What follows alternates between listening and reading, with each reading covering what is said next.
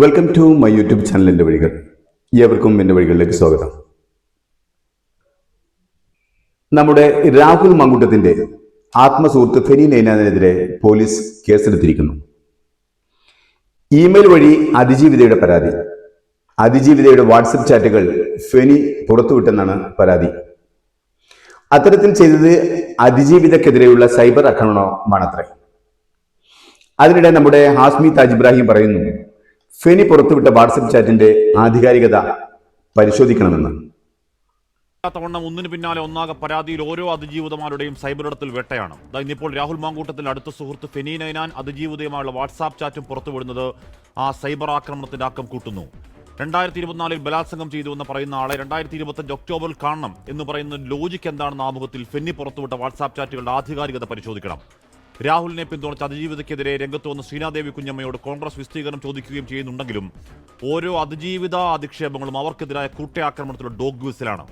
അതിനിടെ 3 ദിവസത്തെ കസ്റ്റഡി കാലാവധിയിൽ തെളിവെടുപ്പും ചോദ്യം ചെയ്യലും കാര്യമായ എന്താണ് ഹാസ്മി നിങ്ങൾ ഈ പറയുന്നത്? 24ന്റെ അവതാരകരിൽ അല്ലെങ്കിൽ ന്യൂസ് റീഡേഴ്സിൽ എനിക്ക് ഇഷ്ടമുള്ള ഒരാളാണ് ഹാസ്മി ഇബ്രാഹിം. എന്ന് വെച്ച് എല്ലാം അങ്ങനെ ഉൾക്കൊള്ളാനാകുമോ?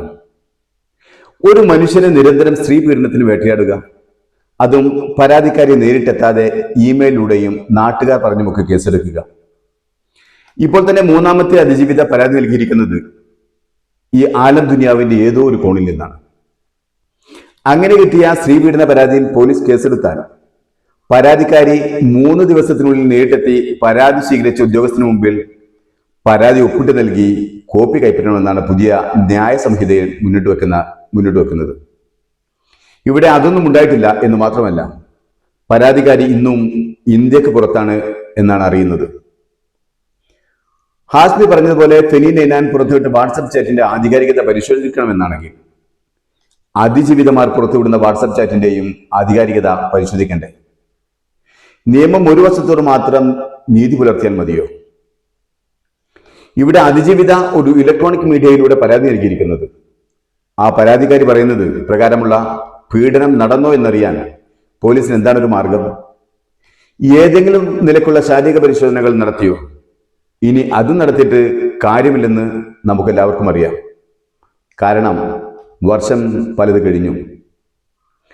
ഭർത്താവ് മരിച്ച് പുലകുടിയും കഴിഞ്ഞ് പെണ്ണിനെ വേറെ കെട്ടിക്കുകയും ചെയ്തിട്ട് കാലം കുറെ കഴിഞ്ഞതിന് ശേഷം ആദ്യത്തെ ഭർത്താവിനെ മണം നോക്കിയാൽ അത് ആ പെണ്ണിന്റെ ദേഹത്തുണ്ടാകുമോ? അതൊക്കെ അപ്പൊ തന്നെ തപ്പി നോക്കണ്ടേ, അല്ലെങ്കിൽ മണത്ത് നോക്കണ്ടേ? അതെങ്ങനെയാണ്? ഇപ്പോഴത്തെ അതിജീവിതമാർക്കൊക്കെ ബലാത്സംഗം ചെയ്ത് കൊല്ലങ്ങൾ കഴിഞ്ഞാലാണ് ബോധ്യമാവുക അന്ന് നടന്നത് ബലാത്സംഗമായിരുന്നെന്ന്. അത് കാലക്കേടാണ്. ആരെയും പഴിച്ചിട്ട് കാര്യമില്ല. ഇവിടെ അതിജീവിതയുടെ കേസ് തന്നെ രാഹുൽ മാങ്കൂട്ടത്തിൽ 2024 3 മണിക്കൂറോളം വളരെ ക്രൂരമായി ബലാത്സംഗം ചെയ്തു എന്നാണ് പല മാധ്യമങ്ങളിലൂടെയും നാം കണ്ടത്, പുറത്തു വന്ന വാർത്ത. പക്ഷേ ഫെനി നൈനാൻ പുറത്തുവിട്ട വാട്സപ്പ് ചാറ്റിൽ പറയുന്നത് 2024 രാഹുൽ മാങ്കൂട്ടത്തിൽ 3 മണിക്കൂറോളം ക്രൂരമായി ബലാത്സംഗം ചെയ്തു എന്ന് പറയുന്ന അതിജീവിത ഫെനിയോട് 2025 അവസാനത്തിൽ ആവശ്യപ്പെട്ടത് രാഹുൽ മാങ്കൂട്ടത്തിന് അതിജീവിതയ്ക്ക് സ്വകാര്യമായി ആരുടെയും ശല്യമില്ലാതെ 2-3 മണിക്കൂർ കിട്ടാനുള്ള സൗകര്യം ചെയ്തു കൊടുക്കണമെന്ന് ആവശ്യപ്പെട്ടു എന്നാണ്.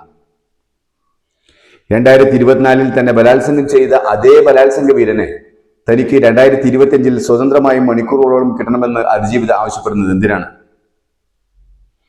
അങ്ങനെ ആവശ്യപ്പെട്ട അതിജീവിത പിന്നെന്തിനാണ് കേസ് കൊടുത്തത്? അത് കൃത്യമായി പരിശോധിക്കേണ്ടതല്ലേ?